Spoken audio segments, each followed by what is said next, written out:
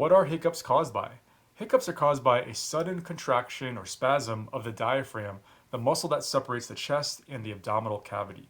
The contraction of the diaphragm causes a negative pressure, which means air is quickly sucked in at the same time that the vocal cords close up, and this creates the hic sound.